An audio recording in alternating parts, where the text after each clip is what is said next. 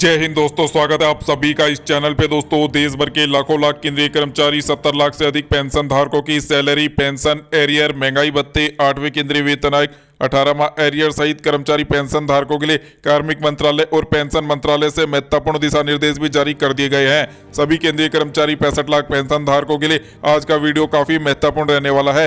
Video को शुरू से लेकर अंत तक जरूर देखिएगा, क्योंकि कोई भी जानकारी छूटेगी तो इसमें आपका ही बड़ा नुकसान है। साथ ही साथ आपकी जानकारी के लिए बता दें कि वीडियो शुरू करें उससे पहले आप सभी से एक निवेदन है, एक छोटी सी गुजारिश है। वीडियो को लाइक और नीचे ब्लैक कलर के बटन को दबाकर चैनल को जरूर सब्सक्राइब करके रखें, क्योंकि यही चैनल आपको सरकारी कर्मचारी, पेंशन धारक, भूतपूर्व सैनिक, भूतपूर्व जवानों के रिगार्डिंग सभी खबरें सही, सटीक व तथ्यों पर आधारित विश्वसनीय सूत्रों के हवाले से ऑथेंटिक जानकारी प्रोवाइड करता है। तो चलिए दोस्तों, ज्यादा समय न लेते हुए आज की सभी खबरों को विस्तार पूर्वक जान लेते हैं। सबसे पहले बात करेंगे आपके इस महीने की पेंशन को लेकर, यानी कि मार्च महीने की पेंशन को लेकर ताजा अपडेट क्या है। आपकी जानकारी के लिए बता दें, जो पेंशन धारक इस पर से पेंशन प्राप्त करते हैं, चाहे बैंक से पेंशन प्राप्त करते हैं या किसी भी संस्था से आप पेंशन प्राप्त करते हैं, तो आपको मार्च महीने की पेंशन नहीं मिलेगी। दोस्तों, यहाँ पर आपको घबराने की आवश्यकता नहीं है।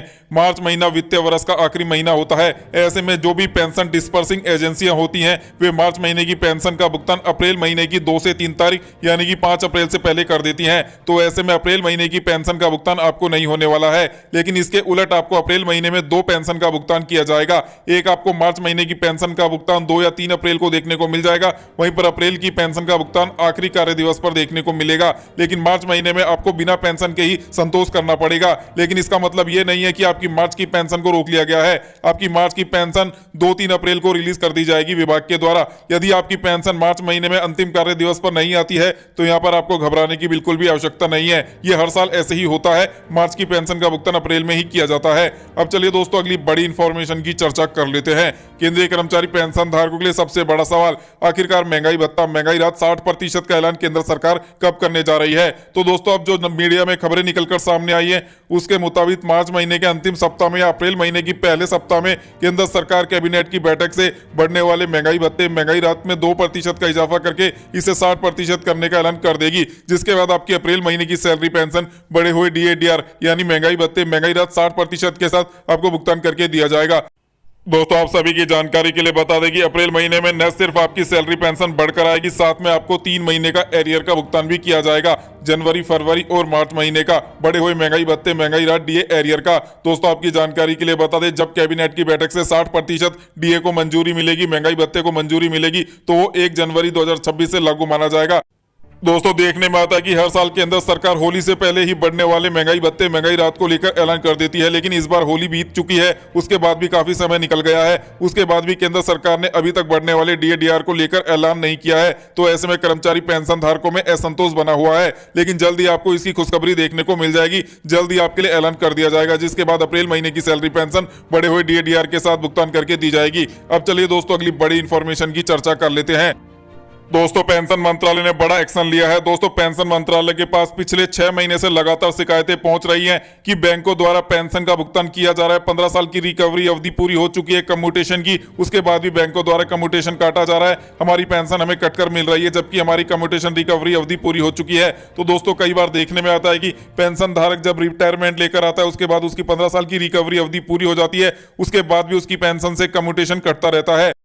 तो दोस्तों, आपकी जानकारी के लिए बता दें, पेंशन मंत्रालय ने बैंकों को फटकार लगाई है, पेंशन डिस्पर्सिंग एजेंसियों को फटकार लगाई है और कहा है कि जैसे ही 15 साल की कम्यूटेशन रिकवरी अवधि पूरी होती है, तो अगले महीने की पेंशन, फुल पेंशन आपको भुगतान करनी है। तो ऐसे में यदि आप भी इस समस्या से गुजर रहे हैं, तो आप पहले तो CPM ग्राम पोर्टल पर शिकायत डालें। उसके बाद आप पेंशन अदालत आयोजन में भाग लेकर अपनी समस्या अधिकारियों के सामने रख सकते हैं। आपकी अधिकारियों के सामने शिकायत रखने के बाद समस्या का समाधान अवश्य मिल जाएगा। लेकिन आपको ध्यान रखना है कि अगर आपकी 15 साल की कम्यूटेशन रिकवरी अवधि पूरी हो जाती है और उसके बाद भी आपका कम्यूटेशन कटता रहता है, तो जब भी आपकी शिकायत का समाधान होगा और आपको फुल पेंशन मिलने लगेगी, तो आपको जितना अधिक कटौती पिछली बार हुई है, जो कि अनावश्यक तौर पर की गई है विभाग के द्वारा, तो उसका आपको भुगतान किया जाएगा, वो भी 8% ब्याज दर के साथ। तो ऐसे में जितना भी अधिक कम्यूटेशन कटा है, उसकी रिकवरी आपको भुगतान करके दी जाएगी भविष्य में। अब चलिए दोस्तों, अगली बड़ी इंफॉर्मेशन की चर्चा कर लेते हैं। दोस्तों, काफी पेंशन धारकों के साथ बड़ी समस्या देखने को मिल रही है।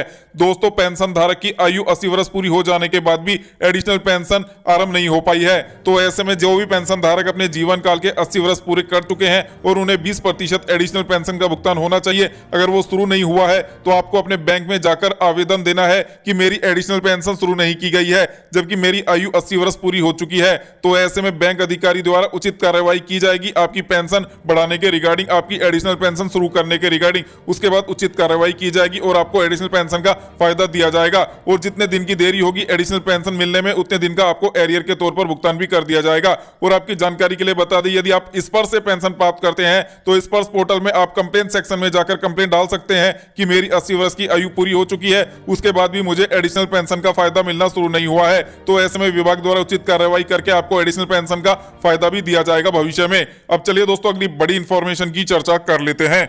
क्या दोस्तों आपको जो पेंशन मिल रही है वो पेंशन आपको सही मिल रही है? कई बार पेंशन धारकों के साथ समस्या देखने को मिलती है कि पेंशन संशोधन में गड़बड़ी हो जाती है, जिसके चलते पेंशन धारकों को कम पेंशन मिलती है। हालिया दिनों में एक मामला निकलकर सामने आया है। दोस्तों हाल ही में आर्मी से रिटायर्ड एक नायब सूबेदार की पेंशन उन्हें कम मिल रही थी, जबकि उनके साथ ही काम किए हुए उतनी ही सर्विस की हुई और उसी टाइम की ज्वाइनिंग, उसी टाइम का रिटायरमेंट, लेकिन उनकी पेंशन उनसे 4,000 रुपए अधिक आ रही थी। तो जब उन्होंने पेंशन का तुलनात्मक अध्ययन किया तो पाया कि उनकी पेंशन 4,000 रुपए गलती से कम आ रही है, जिसके बाद उन्होंने स्पर्श पोर्टल पर अपनी कंप्लेंट डाली। पेंशन संशोधन में गड़बड़ी देखने को मिली, जिसके बाद उनकी पेंशन को बढ़ाया गया और उनकी प्रति माह 4,000 रुपए की पेंशन को बढ़ा दिया गया है।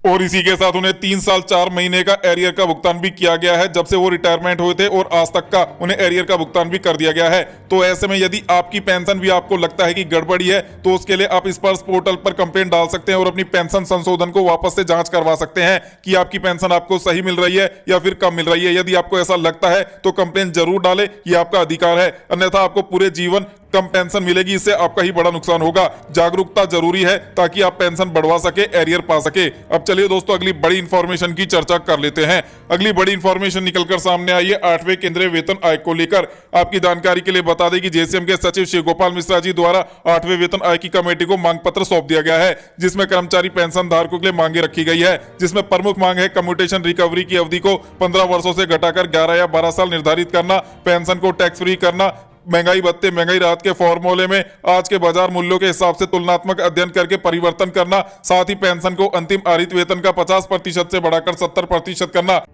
ओल्ड पेंशन स्कीम की पुनः बहाली को लेकर भी मांग रखी गई है। अब देखना है कि 8वें वेतन आयोग की कमेटी इन सभी मांगों पर कितना गंभीरता से विचार करती है। यदि 8वें वेतन आयोग की कमेटी इनमें से 3-4 मांगों को लागू करने का काम करती है तो ये आने वाले समय में पेंशन धारकों के लिए बड़ी राहत का खबर निकलकर सामने आ सकती है। अब चलिए दोस्तों अगली बड़ी इंफॉर्मेशन की चर्चा कर लेते हैं। लंबित बकाया 18वां एरियर को लेकर धड़कनें तेज हो चुकी है। 31 मार्च नजदीक आ रहा है। ऐसे में केंद्र सरकार को जवाब दाखिल करना है 31 मार्च तक और बताना है कि यदि कर्मचारी पेंशन धारकों को लंबित बकाया 18वां एरियर का भुगतान 8% ब्याज दर के साथ किया जाता है तो सरकार पर कुल कितना वित्तीय भार आएगा। एक बार जवाब दाखिल होने के बाद एससी में इस मामले की कार्रवाई को आगे बढ़ाया जाएगा और उम्मीद है कि कर्मचारी पेंशनर्स के पक्ष में फैसला निकलकर सामने आएगा। हाल ही में पश्चिम बंगाल सरकार को भी डीएडीआर एरियर भुगतान को लेकर एससी ने आदेश जारी किए हैं। उम्मीद है कि 18वां एरियर पर भी आदेश जल्द आएंगे। जय हिंद।